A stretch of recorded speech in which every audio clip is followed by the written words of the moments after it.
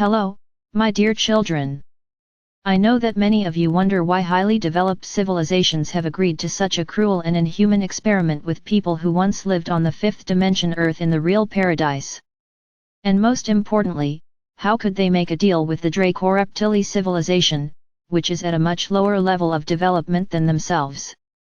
In fact, it wasn't so unambiguous. This experiment was in the interests not only of Draco-Reptili, but also of other civilizations, and mainly the Pleiades, Andromeda, Sirius, and Arcturus.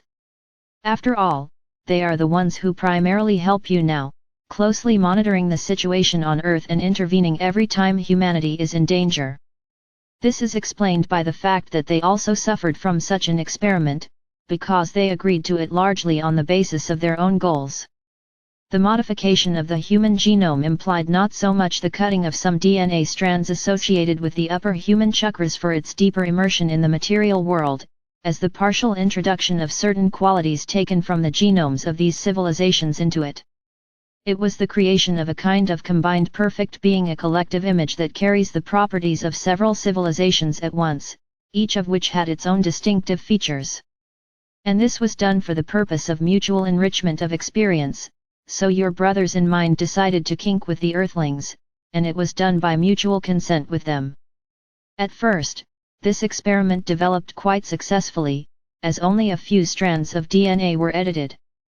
But after mastering the technologies provided to them, the Draco-Reptilia went even further, gradually deactivating one by one thread of human DNA, until they left only two, thus practically lowering his vibrations to their own.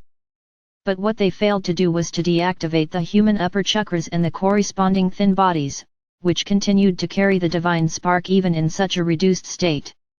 Thus, despite the fact that the once thin bodies of people were compressed to the limit, under certain conditions, they, just like human chakras, still retained their ability to return to their original state and perform their original functions of connecting consciousness with a subtle plan, which allowed people to develop spiritually even in an artificially created dual world for them. That's what we'll stop there today. The Father Absolute who loves you immeasurably spoke to you.